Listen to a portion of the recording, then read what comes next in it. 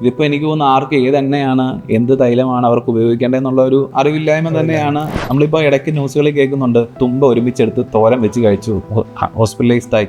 സൂര്യനാണ് ശരിക്കും ഈ അഴുക്കെല്ലാം എന്തെങ്കിലും ഉണ്ടെങ്കിൽ മാലിന്യങ്ങളെല്ലാം ഇല്ലാതാക്കാൻ സൂര്യന്റെ പ്രകാശം സഹായിക്കും. രാത്രി നക്ഷത്രങ്ങളുടെ പ്രകാശവും. അത് ഈ മഴക്കാലത്ത് ഇത് രണ്ടും കുറഞ്ഞിരിക്കുന്നതുകൊണ്ട് നമ്മൾ ജലത്തിലും ഭൂമിയിലെല്ലാം വിഷത്തിന്റെ സാന്നിധ്യം കൂടും. ഡീറ്റോക്സ് എന്ന് പറയുന്ന പ്രോസസ് അത് ഏറ്റവും ചെയ്യാൻ പറ്റിയ സമയമാണ്. കാരണം മെഡിസിൻസിന്റെ അവൈലബിലിറ്റി കൂടുതലാണ്, ഇത് സമയം കൂടുതൽ കിട്ടും. ഇതിപ്പോൾ പലപ്പോഴും പല സ്ഥലങ്ങളിലും പോയി ചെലവ് കുറഞ്ഞ രീതിയിൽ ഇത് ചെയ്യാൻ പറ്റും. പക്ഷെ അവിടെയൊക്കെ ഉപയോഗിക്കുന്ന തൈലത്തിന്റെ ക്വാളിറ്റി, പിന്നെ അവിടെ നിന്നുള്ള ഹൈജീൻ, അങ്ങനെയുള്ള കാര്യങ്ങൾ. അപ്പൊ നമ്മളിവിടെ സഞ്ജീവനത്തിന്റെ പ്രത്യേകത ഏതാണ്? നമ്മൾ ഹൈ സ്റ്റാൻഡേർഡ്സിലുള്ള ക്ലീൻലിനെസ്സും ഹൈജീനിക് കണ്ടീഷൻസും ഉപയോഗിക്കുന്നതുകൊണ്ട് അത് വേറെ തരത്തിലുള്ള കണ്ടാമിനേഷൻ വരാതിരിക്കാൻ സഹായിക്കും. സാർ, മഴക്കാലമായി. അപ്പോൾ ഈ സോഷ്യൽ മീഡിയ തുറന്നു കഴിഞ്ഞാൽ നമുക്ക് എല്ലാം കാണാം. കർക്കിടക ചികിത്സയും ആയുർവേദ അതിൻ്റെ അപ്രോച്ചും എല്ലാം കുറിച്ച് വളരെ ഡിസ്കഷനാണ് നമ്മൾ എപ്പോഴും കാണുന്നത്. ഇതിനെക്കുറിച്ച് സാറിന് എന്താണ് നമ്മുടെ സഞ്ജീവനത്തെ നൽകി വരുന്ന കർക്കിടക ചികിത്സയെക്കുറിച്ചുള്ള സാറിൻ്റെ അഭിപ്രായവും? മഴക്കാലത്ത് പ്രത്യേകിച്ചും ഒരുപാട് ജലം ഭൂമിയിലേക്ക് വരുമ്പോൾ നമ്മൾ ഉണങ്ങി കരിഞ്ഞു കിടക്കുന്ന ഭൂമി, ഇലകളും അതുപോലെ മറ്റു ജീവികളുടെ കാഷ്ടങ്ങളും മൂത്രം തുടങ്ങിയുള്ള എല്ലാം, പിന്നെ ചത്ത പാമ്പ്, അങ്ങനെയുള്ള എട്ടുകാലി, പഴുതാര തുടങ്ങിയ എല്ലാ സാധനങ്ങളും ഭൂമിയിലുണ്ട്. ഇതെല്ലാം കൂടി മിശ്രിതമായിട്ട് ഒഴുകി എല്ലാ ജലങ്ങളും ഒരു ഒറ്റ ലിങ്ക് പോലെ ആവുന്ന അതാണ്. കണക്റ്റഡ് ആകുമ്പോൾ അത് മൊത്തം വിഷ സ്വഭാവം വരും. പ്രത്യേകിച്ചും അതിന് അസിഡിക് ആവാന്ന് പറയും. ഇതെല്ലാം ചീഞ്ഞ് വെള്ളം നനയും പെട്ടെന്ന് ഉണങ്ങി കിടക്കുന്ന എല്ലാം ചീഞ്ഞ് അസിഡിക് സ്വഭാവം. അവിടെയാണ് നമ്മൾ കൊതുകൊക്കെ പെട്ടെന്ന് വളരാനൊക്കെ ഉള്ള കാരണം. പല സാംക്രമിക രോഗങ്ങളും പടർന്നു പിടിക്കാനുള്ള മെയിൻ കാരണം വയറുകടി, അതുപോലെ എലിപ്പനി, ഡെങ്കിപ്പനി, പല രോഗങ്ങളും പടർന്നു പിടിക്കാനുള്ള കാരണം ഈ അസിഡിക്കായിട്ടുള്ള ജല സ്വഭാവം കൊണ്ടാണ്. അപ്പോൾ നേരത്തെ നമ്മൾ പറഞ്ഞ പോലെ സൂര്യനും ഇല്ല, നക്ഷത്രങ്ങളും ഒന്നും കാണാൻ പറ്റാതെ ഇരിക്കുമ്പോൾ സൂര്യന്റെ പ്രകാശമാണ് പലപ്പോഴും ഈ ശരീരത്തിലെ വിഷത്തിനെ ഇല്ലാതാക്കുന്നത്. അപ്പോൾ അതില്ലാതിരിക്കുന്നതും ഒരു പരിധിവരെ ഇതിന് ഈ സാംക്രമിക രോഗങ്ങളും കൂട്ടാൻ കാരണമാവും. അതുപോലെ തന്നെ നമ്മുടെ ഹ്യൂമിഡിറ്റി ഉള്ളതുകൊണ്ട് പ്രതിരോധശേഷി കുറയും, അഗ്നിബലം കുറയുകയൊക്കെ ചെയ്യുന്നൊരു കാലഘട്ടം. ഈ സ്വഭാവം കൂടുമ്പോൾ സ്വാഭാവികമായിട്ട് നമ്മുടെ ശരീരബലം കുറയും. ശരീരബലം കുറയാന്ന് പറഞ്ഞാൽ ശരീരത്തിലെ അഗ്നി കുറയാന്ന് തന്നെയാണ് പറയുന്നത്. പിന്നെ നമ്മുടെ പണ്ട് കാലത്ത് നമ്മൾ ജോലിയൊന്നും ഇല്ലാതെ വീട്ടിലിരിക്കുന്ന ഒരു കാലഘട്ടമാണ്. അപ്പോൾ സ്വയം ചെയ്തിരുന്ന ചികിത്സയാണ് ഇതെല്ലാം. പിന്നെ വലിയ ധനാഢ്യരായിട്ടുള്ള ആളുകളെല്ലാം എഡ്യൂക്കേഷനുള്ള ഭാഗമായിട്ട് ചെയ്തിരുന്നു. പക്ഷെ സാധാരണ എല്ലാം മലയാളികൾ എല്ലാവരും തന്നെ ഓരോ രീതിയിൽ നടപ്പിലാക്കിക്കൊണ്ടിരുന്ന ഒരു പദ്ധതിയാണ് ഇപ്പോൾ നമ്മൾ അത് ഹോസ്പിറ്റലിലേക്ക് പറിച്ചു കിടന്നത്. കാരണം നമ്മൾ നഗരവത്കരണം വന്നതിൻ്റെ ഭാഗമായിട്ട് എല്ലാവർക്കും ഈ സൗകര്യങ്ങളോ മരുന്നിനെ കുറിച്ചൊന്നും കൃത്യമായ ബോധമില്ലാതെ വന്നപ്പോൾ സംഭവം അത് അവർക്കത് സെർവ് ചെയ്ത് കൊടുക്കാനായിട്ട് ഒരുപാട് ഹോസ്പിറ്റൽസും ഒക്കെ. അപ്പോൾ ഈ കാലത്ത് കൂടുതലും ഇതിനെക്കുറിച്ച് കൂടുതൽ ബോധവൽക്കരിക്കാനാണ് ഈ കാലഘട്ടം നമ്മൾ കൂടുതൽ ഉപയോഗിക്കേണ്ടത്. കാരണം എന്തുകൊണ്ട് ഈ മഴക്കാലത്ത് ആശുപത്രികളിൽ ഇത്രയധികം പനി തുടങ്ങിയ രോഗങ്ങൾ വരുന്നു? അപ്പോൾ നമ്മൾ പ്രിവെൻറ്റീവ് ആംഗിളായിട്ടുള്ള ഒരു പദ്ധതിയാണ് നമ്മൾ കൊടുക്കുന്നത്. എനിക്ക് തോന്നുന്നു പണ്ടത്തെ കാലത്ത് ഈ ഡോക്ടേഴ്സ് ഡേ, ലിവർ ഡേ ഒന്നും ഇല്ലായിരുന്നു. എനിക്ക് തോന്നുന്നു പണ്ട് മുതൽ നമ്മൾ ആവർത്തിച്ച് വരുന്ന ഒരു ആരോഗ്യ സംരക്ഷണത്തിന്റെ ഭാഗമായിട്ട് അത് പ്രധാനമായിട്ട് നമ്മൾ ഓരോ ഋതുക്കൾ അവസാനിക്കുമ്പോൾ 6 ഋതുക്കളിൽ ഓരോ ഋതു അവസാനിക്കുമ്പോൾ തൊട്ട് മുമ്പുള്ള ഋതുവിൻ്റെ ആചാരങ്ങൾ, ആക്ടിവിറ്റീസ് കുറച്ചു കൊണ്ടിട്ട് പുതിയ ഇതിലേക്ക്. അപ്പോൾ ചൂടുകാലം വീക്ക്നെസ് വരുമ്പോൾ പതുക്കെ നമ്മൾ അതിൽ നിന്ന് ഇതിലേക്ക് മാറിയിട്ട് ചൂടിലേക്ക് പതുക്കെ പ്രോസസ് ആവുന്ന അതിന് ഋതുസന്ധി എന്നൊക്കെ നമ്മൾ പറയും. അപ്പോൾ ആ കാലഘട്ടമാണ് പൊതുവെ പല നാടുകളിലും.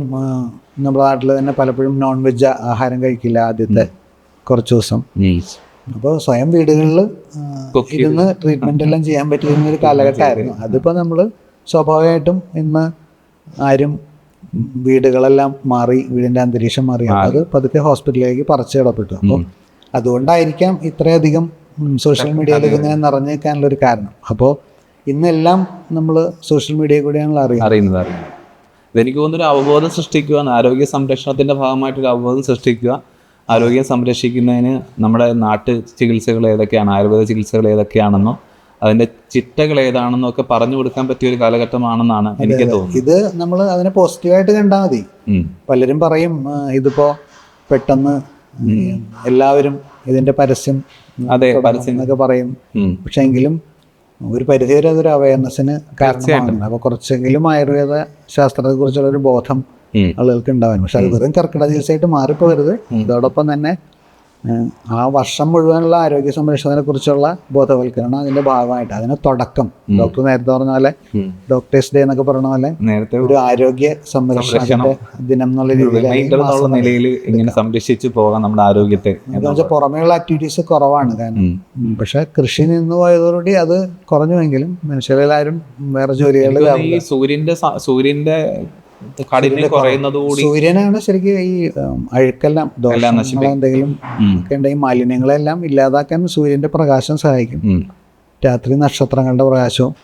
പക്ഷെ അത് ഈ മഴക്കാലത്ത് ഇത് രണ്ടും കുറഞ്ഞിരിക്കുന്നതുകൊണ്ട് നമ്മൾ ജലത്തിലും ഭൂമിയിലെല്ലാം വിഷത്തിന്റെ സാന്നിധ്യം കൂടും. ഒരു മോഡേണൈസ് ചെയ്ത് പറയുകയാണെങ്കിൽ സെറോട്ടോണിൻ എന്ന് പറഞ്ഞൊരു ഹോർമോണിന്റെ നമ്മൾ സെറോട്ടോണിൻ എന്ന് പറഞ്ഞ ഹോർമോൺ എന്ന് പറഞ്ഞാൽ നമ്മുടെ ഹാപ്പി ഹോർമോൺ എന്ന് പറഞ്ഞാൽ ആ ഹോർമോണിന്റെ കുറവ് വരും സൂര്യന്റെ അളവ് കുറയും.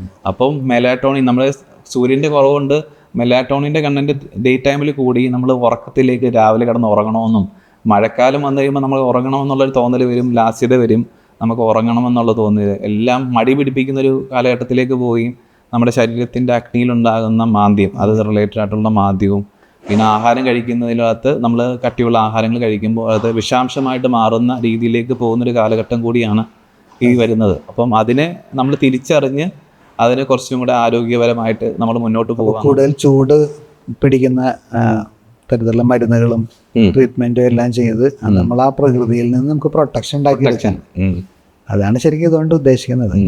അത് സ്വാഭാവികമായിട്ടും നമ്മൾ പുരോഗമനം വരുന്തോറും അതെല്ലാം എല്ലാ കാര്യങ്ങളും വീട്ടിൽ ചെയ്യുന്നതിന് പകരം പുറമേ നിന്ന് അതിൻ്റെ സർവീസ് എടുക്കുക എന്നുള്ള പോലെ തന്നെ കണക്കാക്കിയാൽ മതി.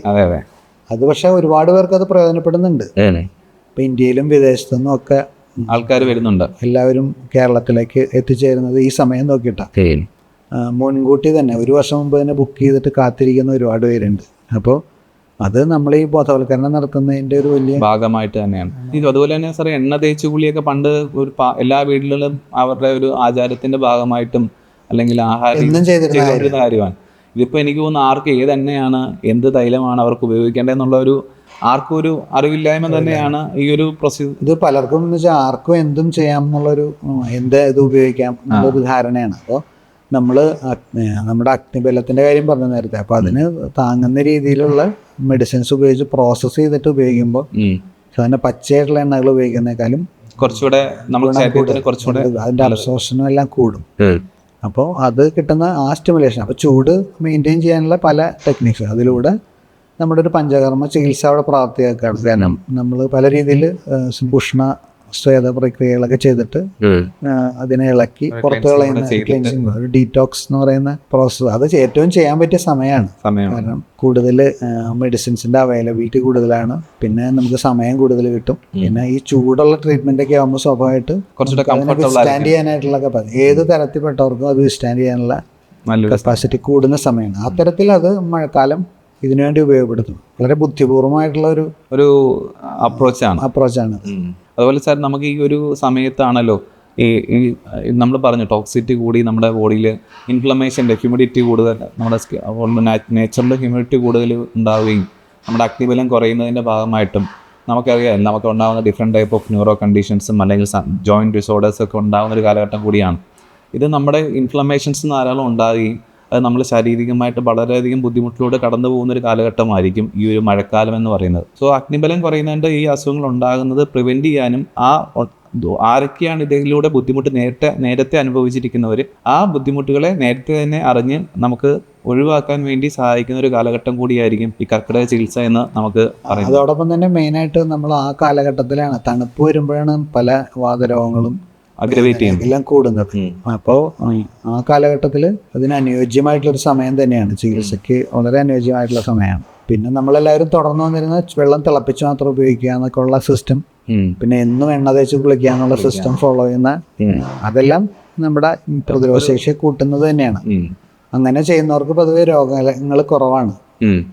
ഇന്നിപ്പോൾ അതൊരു സീസണലായിട്ട് മാറി ചുരുങ്ങി അല്ല പണ്ടത്തെ സർ, പണ്ട് നമ്മൾ ഓയിൽ തേച്ച് കുളിക്കുന്നതിന് പകരം ഇപ്പൊ മോയ്സ്ചറിങ് ക്രീമാണ് എല്ലാവരും ഉപയോഗിക്കുന്നത്. അതെ അതെ. അത് വ്യത്യാസം ഉണ്ടായിട്ടുണ്ട്. കാലം മാറിയതിനനുസരിച്ച് ആൾക്കാർ മാറി. കാരണം പണ്ട് നമ്മൾ രാവിലെ തലയിലും ദേഹത്തും ഒക്കെ എണ്ണ തേച്ച് കുളിക്കുന്നതിന് പകരം ഇപ്പം ഹെയർ സിറമും ദേഹത്ത് രാവിലെ മോയ്സ്ചറിങ് ക്രീം തേച്ചിട്ടുള്ള ഒരു അതെന്താ വെച്ചാൽ അപ്പൊ നമ്മൾ അന്തരീക്ഷമായിട്ടുള്ള ഒരു ബന്ധം ഇവിടെ വിച്ഛേദിക്കുക, നാച്ചുറൽ ഒരു പ്രോസസ്സിന് തടസ്സം ഉണ്ടായി. അപ്പൊ ഇത് അതൊക്കെ മാറ്റി വെച്ചിട്ട് ഇതിലേക്ക് ഇറങ്ങാൻ പറ്റിയ ഒരു സമയമാണ്. അപ്പൊ അതിനു വേണ്ടിയിട്ട് മാറി മനസ്സ് സ്വസ്ഥാക്കിയിട്ട് ഒരു സ്ഥലത്ത് ഇരിക്കാനും പകൽ ഉറങ്ങാതെ ഈ ട്രീറ്റ്മെന്റ് പ്രോസസ്സിലെല്ലാം കടന്നു പോവുകയും രാത്രി നന്നായിട്ട് ഉറങ്ങുകയും ചെയ്യുന്നു. ലഘുവായിട്ടും ഉഷ്ണ സ്വഭാവമായിട്ടുള്ള ഭക്ഷണങ്ങൾ കഴിക്കുക, അഗ്നിദീപ്തി ഉണ്ടാക്കുന്ന ഭക്ഷണക്രമങ്ങളൊക്കെ ഫോളോ ചെയ്യുക, ഇതൊക്കെയാണ് നമ്മൾ പ്രധാനമായിട്ട് ചെയ്യുന്നത്. അത് അതിന്റെ ഭാഗമായിട്ട് സാർ ഞാൻ പലപ്പോഴും പലയിടത്തും വായിച്ചിട്ടുണ്ട്. ഞാനിത് പറയുന്നത് ഈ പത്തിലക്കറികളും കർക്കിടക കഞ്ഞികളെ കുറിച്ചും. ഈ പത്തിലക്കറികൾ എന്ന് പറയുന്നത് ഒരു ന്യൂട്രാസ്യൂട്ടിക്കൽ ഭാഗമായിട്ട് നമുക്ക് വേണമെങ്കിൽ കണക്കാക്കാൻ. അതിനകത്ത് പലതരത്തിലുള്ള തഴുതാമ പോലുള്ള കാര്യങ്ങളും ചേമ്പ്, ചേന, അതുപോലെ പയറുവർഗ്ഗങ്ങളൊക്കെയാണ് അതിനകത്ത് വരുന്നത്. അതുപോലെ നമ്മൾ കർക്കിടക കഞ്ഞിയിൽ നമ്മൾ കൂടുതലായിട്ട് ഉപയോഗിക്കുന്നത് ദശപുഷ്പങ്ങളാണ് കൂടുതലും. അതിനകത്ത് കൂടുതലും ഉപയോഗിക്കുന്നത് മുക്കൂറ്റി അങ്ങനെയുള്ള കാര്യങ്ങളാണ് അവിടെ ഉപയോഗിക്കുന്നത്. ഇത് രണ്ടിലുള്ള വ്യത്യാസം എന്ന് പറഞ്ഞാൽ, ഇപ്പോൾ എക്സാമ്പിൾ തഴുതാമ എന്ന് പറഞ്ഞ സാധനം നമുക്ക് ഇൻഡിവിജ്വലി ഒരു പ്രിപ്പറേഷനായിട്ട് എടുക്കാം, ഒറ്റ ഒരു പ്രിപ്പറേഷനായിട്ട് നമുക്ക് കഴിക്കാം. പക്ഷേ നമുക്ക് മുക്കൂറ്റിയോ അല്ലെങ്കിൽ അതുപോലെയുള്ള സമൂലം ഉപയോഗിക്കുന്ന കാര്യങ്ങൾ നമുക്ക് ഒറ്റ ഒരു പ്രിപ്പറേഷനായിട്ട് കഴിക്കാൻ പറ്റില്ല. അതിന് കൃത്യമായിട്ടുള്ള അളവുകോലുണ്ട്. അതൊരു നിർദ്ദേശപ്രകാരം മാത്രമേ നമുക്ക് കഴിക്കാനും പാടുള്ളൂ. ഇത് നമ്മളുടെ വ്യത്യാസമാണ് ഇതിനകത്തുള്ള കാര്യങ്ങൾ. ഇത് പലർക്കും ഇതറിയില്ല. ചിലർ നമ്മളിപ്പോൾ ഇടയ്ക്ക് ന്യൂസുകളിൽ കേൾക്കുന്നുണ്ട്, ഒരുമിച്ച് ഒരു സാധനം തന്നെ, അല്ലെങ്കിൽ ഈ ഇടയ്ക്ക് കണ്ട ന്യൂസല്ലേ, നമ്മൾ തുമ്പ ഒരുമിച്ചെടുത്ത് തോരൻ വെച്ച് കഴിച്ചു, ഹോസ്പിറ്റലൈസ്ഡ് ആയി എന്ന് വെച്ചാൽ ഈ പല സോഷ്യൽ മീഡിയയിലും പറയുന്നുണ്ട് തുമ്പ നല്ലതാണ്, ഇൻഫ്ലമേഷൻ കുറയ്ക്കണം. അത് ആഹാരമായും ഔഷധവുമായി കഴിക്കേണ്ടതായിട്ടുള്ള ഒരുപാട് സസ്യങ്ങളുണ്ട്. തീക്ഷ്ണ സ്വഭാവം അത് അതിനെ ബാധിക്കും. പിന്നെ വേറൊരു കാര്യം എന്ന് വെച്ചാൽ, പണ്ട് ഇന്നിപ്പോ നമുക്ക് സാധനങ്ങളെല്ലാം ഓവർ സ്റ്റോക്കാണ്. പണ്ടൊരു ന്യൂട്രീഷണൽ ഡെഫിഷ്യൻസി ആയിരുന്നു, ഇപ്പോൾ എക്സസ് ആണ്. ഒബിസിറ്റിയാണ് ഇന്ന് കൂടുതലാണ്. പണ്ട് ശരിക്കും ദാരിദ്ര്യം, അതുപോലെ നല്ല ഭക്ഷണം അവൈലബിലിറ്റിയുടെ കുറവ്. അപ്പൊ ഇതൊക്കെ നമ്മുടെ പ്രകൃതിയിൽ നിന്ന് കിട്ടുന്ന സാധനങ്ങൾ ഉപയോഗിച്ച് തന്നെ അതിന് പരിഹാരം ഉണ്ടാക്കാനായിട്ട് സാധിച്ചിരുന്നു. ഇപ്പോഴത്തെ രോഗങ്ങൾ അപ്പോൾ അത് കണക്കാക്കിയിട്ടാണ് ഈ ഡീറ്റോക്സിഫിക്കേഷനൊക്കെ ഇപ്പൊ ഇമ്പോർട്ടൻസ് കൂടിയത്. കാരണം അന്ന് ഇത്രയും ടോക്സിൻസ് ശരീരത്തിൽ ഉണ്ടായിരുന്നില്ല. നമ്മൾ പ്രകൃതിയിൽ നിന്ന് ശ്രദ്ധിച്ചിട്ടാണ് ജീവിച്ചിരുന്നത്. ഇന്നിപ്പോൾ അങ്ങനെ വർഷക്കാലെന്നോ ചൂടുകാലെന്നോ ഒന്നും വ്യത്യാസമില്ലാതെ നമ്മൾ അതിനെ ഓവർകം ചെയ്യാൻ. പിന്നെ ഓവർ ഭക്ഷണം. അപ്പോൾ ഇതെല്ലാം ഒരു പരിധി വരെ ഈ കർക്കിടക ചികിത്സയ്ക്കും മഴക്കാല ചികിത്സയ്ക്കും ഒക്കെ പ്രാധാന്യം കൂട്ടാൻ. അതുപോലെ നമ്മൾ ജീവിക്കുന്ന, എനിക്ക് തോന്നുന്നു, ഈ വായുവും ജലവും എല്ലാം ആഹാരവും എല്ലാം ടോക്സിറ്റിയാണ്. അതിനെല്ലാം ഒന്ന് പ്യൂരിഫൈ ചെയ്യാൻ പറ്റുന്ന ഒരു കാലഘട്ടം കൂടിയാണിത്. അതുപോലെ തന്നെ സർ നേരത്തെ പറഞ്ഞ പോലെ തന്നെ ഈ ചിലവർ ചോദിക്കുന്നതാണ്, നമ്മൾ കർക്കിടക ചികിത്സയുടെ ഭാഗമായിട്ട് വരുന്ന പോലെ ഇലക്കറികൾ കഴിക്കാമോ എന്നുള്ള ചോദ്യം വരും. അതിനകത്തുള്ളൊരു സംശയമാണ് ഈ നമ്മളൊരു കാര്യം പറയണം, മുരിങ്ങയില ഈ സമയത്ത് കഴിക്കണ്ട എന്ന് നമ്മൾ പറയാറുണ്ട്. കാരണം അതിനകത്തൊരു ഫൈബറിൻ്റെ കണ്ടന്റ് കൂടുതലായതുകൊണ്ട് അത് ഡൈജസ്റ്റ് ചെയ്യാനുള്ള ബുദ്ധിമുട്ടുമുണ്ട്.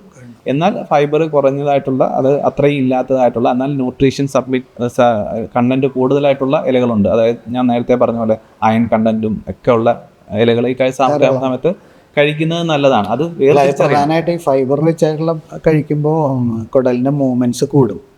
അപ്പോൾ ഈ വയറുകടി തുടങ്ങിയുള്ള രോഗങ്ങൾ ഈ കാലഘട്ടത്തിൽ കൂടുതലുമാണ്. അപ്പോൾ നമ്പർ ഓഫ് മോഷൻസ് കൂടാനുള്ള സാധ്യത, അതൊക്കെ കണ്ടുകൊണ്ടായിരിക്കും ഫൈബർ കുറച്ചിട്ടുള്ള. അത് ഈ ദഹനശക്തി കുറവായിട്ട് ഫൈബർ റിച്ച് ഒരുപാട് കഴിച്ചു കഴിഞ്ഞാലും അത് ദഹിക്കാനുള്ള ബുദ്ധിമുട്ടുകൾ വന്ന മറ്റുള്ള കുറഞ്ഞിരിക്കുന്ന ഒരു സമയമായതുകൊണ്ട് അങ്ങനെ വരാനും ചാൻസ് ഉണ്ട്. നമ്മളെടുത്ത് വരുന്ന പല രോഗികളും ചോദിക്കാറുണ്ട് ഏത് തരത്തിൽ ഓയിലുകളാണ് നമ്മൾ ഉപയോഗിക്കേണ്ടതെന്നൊക്കെ. അപ്പോൾ നമുക്കറിയാം സർ, പല ഗസ്റ്റുകളുടെയും അവരുടെ പ്രകൃതം അനുസരിച്ചാണ് നമ്മളൊരു ഡോക്ടർ എന്നുള്ള നിലയിൽ അവർക്ക് ഓയിലുകൾ സജസ്റ്റ് ചെയ്യുന്നതും അവർക്ക് എടുക്കുന്ന ട്രീറ്റ്മെൻറ്റിന് അനുസരിച്ചുള്ള കണ്ടീഷൻ അനുസരിച്ചുള്ള ഓയിലുകൾ നമ്മൾ ആയുർവേദത്തിൽ ഒരുപാട് മെൻഷൻ ചെയ്തിട്ടുണ്ട്. അതനുസരിച്ചുള്ള ഓയിലുകളാണ് നമ്മൾ ഓരോ അസുഖങ്ങൾക്കും ആ ശരീരപ്രകൃതിക്കും അനുസരിച്ച് നമ്മൾ എടുക്കുന്നത്. അതിലൂടെ നമ്മൾ ആ ഒരു ചികിത്സയിൽ എത്തുമ്പോൾ ഈ കർക്കിടകത്തിൽ കുറച്ചും കൂടെ അതിന് നമ്മൾ ഈ ആയുർവേദ ഹോസ്പിറ്റലുകളിൽ പ്രാധാന്യം നൽകുന്ന ട്രീറ്റ്മെൻറ്റുകൾക്ക് നമ്മൾ കുറച്ചും കൂടെ സൂക്ഷ്മമായിട്ട് അവരെ എത്തിക്കാനും കുറച്ചും കൂടെ ആരോഗ്യ സംരക്ഷണം അതിൽ അവരുടെ കണ്ടീഷനും കൂടെ ഫോക്കസ് ചെയ്തിട്ട് നമുക്ക് ട്രീറ്റ്മെൻറ്റ് ചെയ്യാൻ പറ്റും എന്നുള്ളതാണ് എനിക്ക് ഈ ഒരു ചികിത്സയുടെ മനസ്സിലായത്. കാരണം നേരത്തെ കോമൺ ആയിട്ട് ചില ഓയിലുകൾസ് ഉപയോഗിക്കുന്ന ഒരു കാലഘട്ടം ഉണ്ടായിരുന്നുവെങ്കിലും, പക്ഷേ ഈ ഒരു കാലഘട്ടത്തിൽ അവരുടെ സ്പെസിഫിക് കണ്ടീഷൻ അല്ലെങ്കിൽ സ്പെസിഫിക് അവസ്ഥ പ്രകൃതി ശരീരത്തിനനുസരിച്ചുള്ള സെലക്ട് കുറച്ചും കൂടെ. അതുകൊണ്ടാണ് പലപ്പോഴും എണ്ണ തേച്ചിട്ട് പറ്റുന്നില്ല, നീരിറക്കമൊക്കെ ഉണ്ടാവാനുള്ള കാരണം അത് കൃത്യമായിട്ട് സെലക്ട് ചെയ്യാത്തതുകൊണ്ട്. അതെ. അപ്പോൾ അത് ഡോക്ടറുടെ അടുത്ത് കൂടുതൽ സമയം ചെലവഴിച്ച് അത് വിശകലനം ചെയ്താൽ മാത്രമേ അത് മനസ്സിലാക്കാൻ പറ്റുള്ളൂ.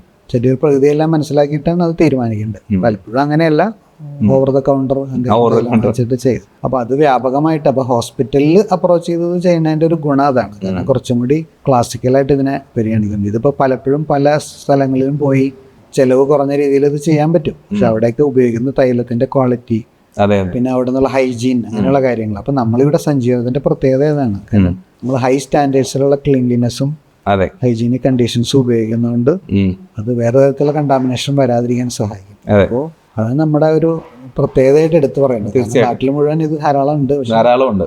നമ്മളെപ്പോഴും പക്ഷെ ഈ ഹൈജീൻ ലെവലും പിന്നെ ക്വാളിറ്റി ട്രീറ്റ്മെന്റും ഓരോ വ്യക്തിക്ക് അനുയോജ്യമായിട്ടുള്ള രീതിയിൽ അത് തീരുമാനിച്ചിട്ടാണ് നമ്മൾ കൊടുക്കുന്നത്. അല്ലാതെ ഒരു ബ്ലൈൻഡ് ആയിട്ട് നമ്മൾ ചുമ്മാ ട്രീറ്റ്മെന്റ് പ്രോട്ടോകോൾ പറഞ്ഞു കൊടുക്കുകയല്ല അവർക്ക്. നമുക്ക് ആ രോഗിക്ക് അല്ലെങ്കിൽ ആ വരുന്ന ഗസ്റ്റിന് ആവശ്യമായിട്ടുള്ള ഓയിലുകളും അതനുസരിച്ചുള്ള ട്രീറ്റ്മെന്റുകളുമാണ് നമ്മളിവിടെ ഓരോ.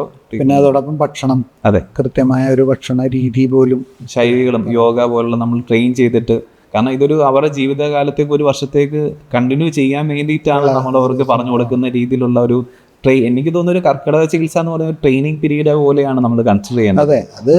അതേതാണ് കാരണം. പണ്ട് ഈ മഴക്കാലത്താണ് മനുഷ്യർക്ക് കൂടുതൽ സമയം, ഫ്രീ ടൈം ഉണ്ടായിരുന്നത്. കാരണം കൃഷിയാണ് പ്രധാന ഉപജീവന മാർഗം ഉണ്ടായിരുന്നത്. ഇപ്പോൾ പ്രത്യേകിച്ചും കേരളത്തിൽ അപ്പോൾ മഴക്കാലത്ത് പ്രത്യേകിച്ച് ആക്ടിവിറ്റീസ് ഒന്നും ഇല്ല.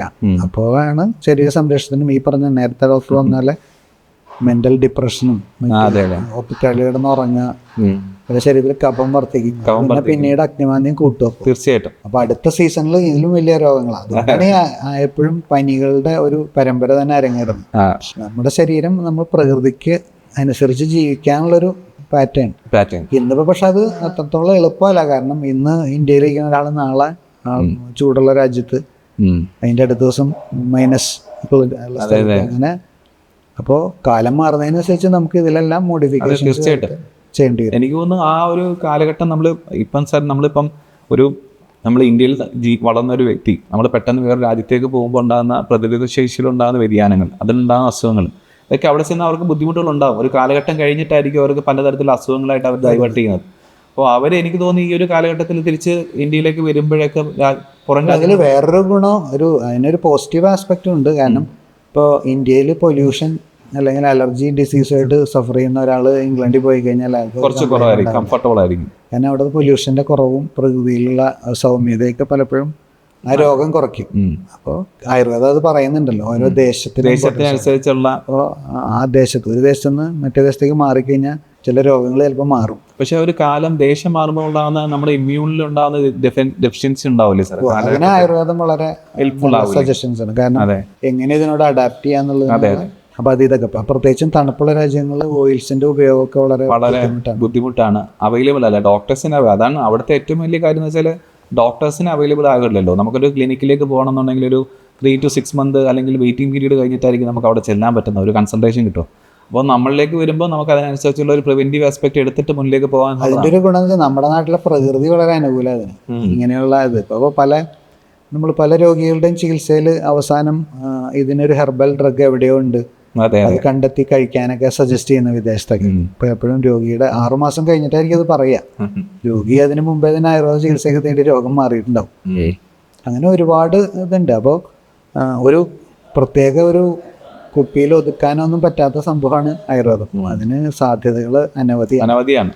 അപ്പോൾ ഇതുപോലെ രാജ്യങ്ങൾ മാറി ജയിക്കുമ്പോൾ അതിനോട് അഡാപ്റ്റ് ചെയ്യാനുള്ള ടെക്നിക്സൊക്കെ നമ്മൾ ആയുർവേദത്തിൽ പറഞ്ഞു കൊടുക്കാറുണ്ട്. പിന്നെ ഇതിൻ്റെ ഈ അവൈലബിലിറ്റി ഒക്കെ ഒരു വിഷയമാണ്. ഡ്രഗ്സിൻ്റെ അവൈലബിലിറ്റി എല്ലാം, പിന്നെ നല്ല ഡ്രഗ്സ് കിട്ടുക എന്നുള്ളത്. അപ്പോൾ നമുക്കതിൻ്റെ റിസോഴ്സസ് ഉള്ളതുകൊണ്ട് നമ്മളിവിടെ അത് കൂടുതൽ അതിന് ഇമ്പോർട്ടൻസ് വരാൻ കാരണം.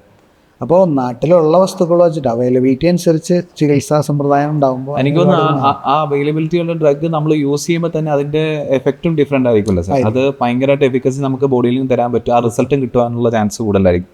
അപ്പോൾ നമ്മുടെ ഇവിടെ വന്ന് നമ്മൾ ചികിത്സ എടുക്കുക, ഫോറിനേഴ്സ് പോലും ഇവിടെ വന്ന് ചികിത്സ എടുക്കാനുള്ള പ്രധാന കാരണം ആ ഒരു റിസൾട്ട് കിട്ടാനോ എഫിക്കസിയിൽ കിട്ടാനുള്ള ഒരു ഗുണം കൊണ്ടായിരിക്കണം അവർ ഇവിടെ വന്നിട്ട് കേരള ആയുർവേദ ചികിത്സ എന്നൊക്കെ പറയുന്ന പഞ്ചകർമ്മ ചികിത്സയിലേക്ക് ആൾക്കാർ ഇവിടത്തേക്ക് എത്തിച്ചേരാനുള്ള കാരണം. ഈ കാലാവസ്ഥ അതിന് ഒരുപാട് അനുകൂലിക്കുന്നുണ്ട്.